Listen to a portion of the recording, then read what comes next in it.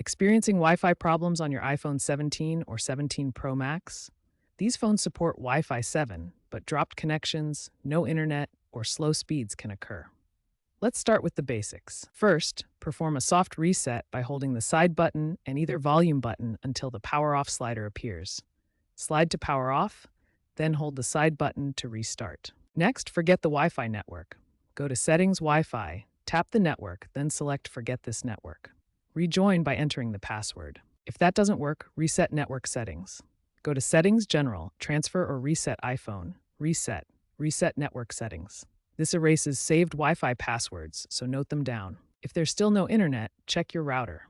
Log into the router's admin page and update the firmware to ensure compatibility with Wi-Fi 7. Finally, ensure WPA3 encryption is enabled on your router.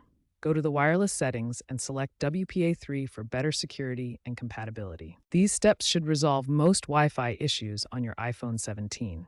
Still having trouble? Let's dive deeper.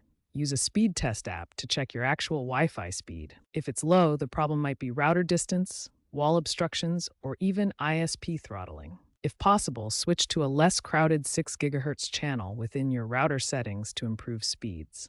Compatibility issues between your iPhone 17's Wi-Fi 7 and older routers can also cause drops. As a last resort, consider professional router audit as it may be hardware-related issues. Check for iOS updates as Apple regularly releases patches for Wi-Fi-related bugs.